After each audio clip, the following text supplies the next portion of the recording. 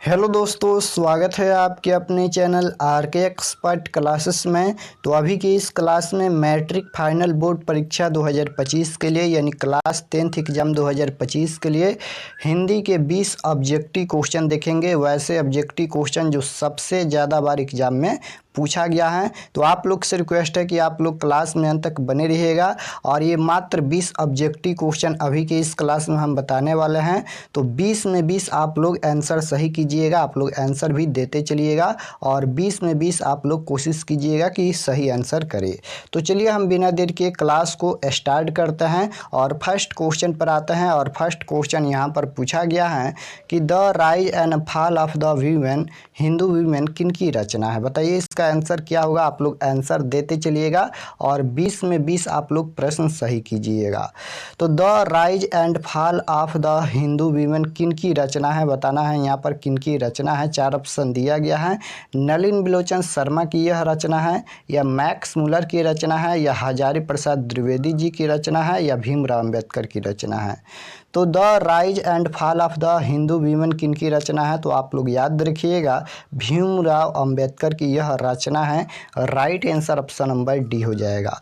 First question का answer option number D हो जाएगा। अगर आपका आंसर डी आ रहा है तो बिल्कुल राइट आंसर है। चलिए क्वेश्चन नंबर 2 है कि मेंडलीफ किसकी रचना है। अब यहाँ पर बताना है कि मेंडलीफ किसकी रचना है, अमरकांत या रामविलास शर्मा या अशोक वाजपेयी या गुणाकर मूल्य। तो बताना है कि मेंडलीफ किसकी रचना है। तो आप लोग याद रखिएगा मेंडलीफ किसकी रचना है, तो मेंडलीफ यहाँ पर गुणाकर मूल्य की रचना है। क्वेश्चन नंबर 2 का right answer option number D हो जाएगा। अगर आपका आंसर डी है तो बिल्कुल राइट आंसर है। क्वेश्चन नंबर 3 पूछा गया है कि काल के कितने भेद हैं। यह व्याकरण का प्रश्न है। बताना है कि काल के कितने भेद हैं, 1 या 2 या 3 या 4। तो काल के कितने भेद हैं, तो काल के 3 भेद होते हैं। अगर आपका आंसर ऑप्शन नंबर सी आ रहा है तो बिल्कुल राइट आंसर है, क्योंकि काल के 3 भेद होते हैं। पहला भूतकाल, भविष्य काल और वर्तमान काल। 3 काल होता है। देखिए वर्तमान काल वह होता है जो अभी चल रहा है, और भूतकाल वह होता है जो बीत गया है, और जो आने वाला काल होता है उसे क्या बोलते हैं, तो आने वाला काल को भविष्य काल बोलते हैं। तो 3 काल होता है, आप लोग याद रखिएगा। तो इसका right answer option number C हो जाएगा। क्वेश्चन नंबर 4 पूछा गया है कि दारिश क्या है। बताना है कि दारिश क्या है, सोने के सिक्के या चांदी के सिक्के या तांबे के सिक्के या इनमें से कोई नहीं। तो दारिश यहाँ पर सोने के सिक्के हैं। अगर आपका आंसर ऑप्शन नंबर ए है तो बिल्कुल राइट आंसर है, क्योंकि दारिश क्या है, तो सोने के सिक्के हैं। क्वेश्चन नंबर 4 का right answer option number A हो जाएगा। क्वेश्चन नंबर 5 पूछा गया है कि सेन साहब की नई मोटर कार कितने की थी। बताना है कि सेन साहब की नई मोटर कार कितने की थी। तो आप लोग याद रखिएगा सेन साहब की नई मोटर कार 7,500 की थी। Right answer option number B हो जाएगा क्वेश्चन नंबर 5 का। सेन साहब की नई मोटर कार 7,500 की थी और काला रंग की थी, आप लोग याद रखिएगा। क्वेश्चन नंबर 6 पूछा गया है कारक के कितने भेद हैं। अब यहाँ पर बताना है कि कारक के कितने भेद हैं, 2 या 3 या 5 या 8। तो यहाँ पर हिंदी में पूछा गया है, तो आप लोग याद रखिएगा हिंदी में 8 कारक होते हैं। आप लोग याद रखिएगा हिंदी में कितने कारक होते हैं, तो 8 कारक होते हैं। अगर आपका आंसर ऑप्शन नंबर डी है तो बिल्कुल राइट आंसर है, क्योंकि कारक के कितने भेद होते हैं हिंदी में, तो हिंदी में कारक के 8 भेद होते हैं। और आप लोग कारक चिन्ह जरूर याद कर लीजिएगा, क्योंकि अगर कारक चिन्ह याद नहीं है तो उससे 2 से 3 नंबर का ऑब्जेक्टिव क्वेश्चन पूछा जाता है। क्वेश्चन नंबर 7 पूछा गया है लेखक यतीन्द्र मिश्र का जन्म कब हुआ था।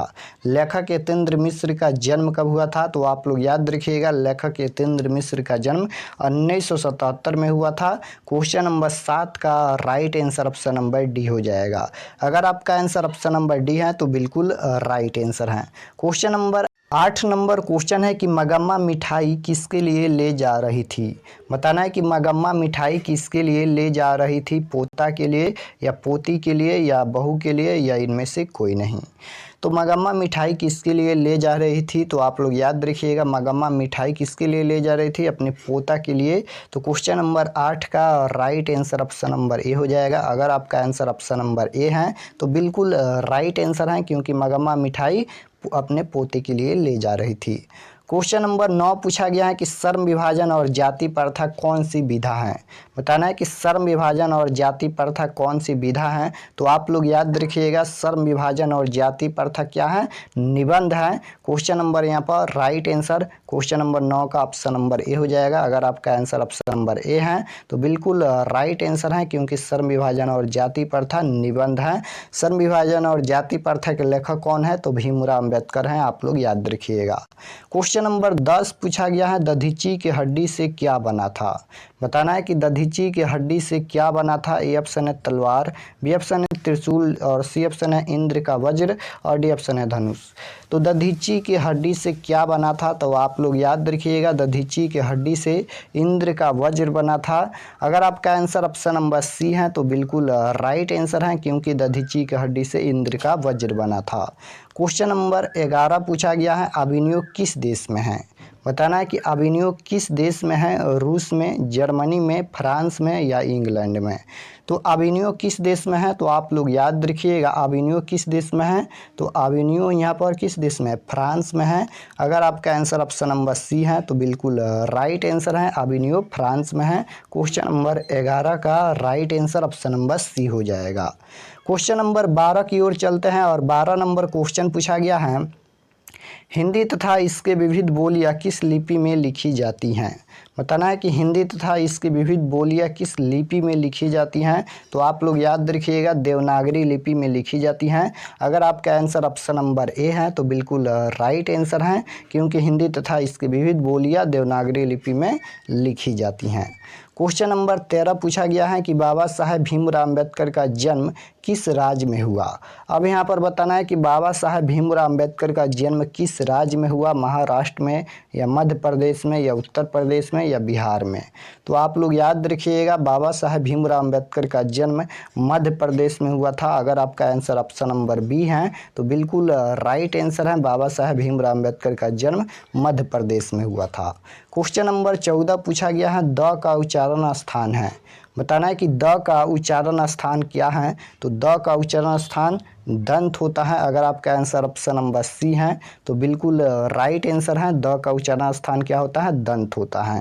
क्वेश्चन नंबर 14 का right answer option number C हो जाएगा। क्वेश्चन नंबर 15 पूछा गया है, बाबा साहेब भीमराव अम्बेडकर का जन्म कब हुआ। अब यहाँ पर बताना है कि बाबा साहेब भीमराव अम्बेडकर का जन्म कब हुआ। तो 4 ऑप्शन दिया गया है। ए ऑप्शन है 14 अप्रैल 1891, बी ऑप्शन है 3 दिसंबर 1984, सी ऑप्शन है 4 अप्रैल 1891, डी ऑप्शन है 5 अक्टूबर 1869। तो बाबा साहेब भीमराव अम्बेडकर का जन्म कब हुआ, तो आप लोग याद रखिएगा, बाबा साहेब भीमराव अम्बेडकर का जन्म 14 अप्रैल 1891 में मध्य प्रदेश में हुआ था। क्वेश्चन नंबर 15 का right answer option number A हो जाएगा। क्वेश्चन नंबर 16 पूछा गया है, 20 के दांत कहानी के रचयिता कौन है। बताना है कि 20 के दांत कहानी के रचयिता कौन है। तो 20 के दांत कहानी है, आप लोग याद रखिएगा, 20 के दांत कहानी के रचयिता नलिन बिलोचन शर्मा जी हैं। अगर आपका आंसर ऑप्शन नंबर सी है तो बिल्कुल राइट आंसर है, क्योंकि 20 के दांत कहानी के लेखक कौन है यानी रचयिता कौन है, तो यहाँ पर नलिन बिलोचन शर्मा जी हैं।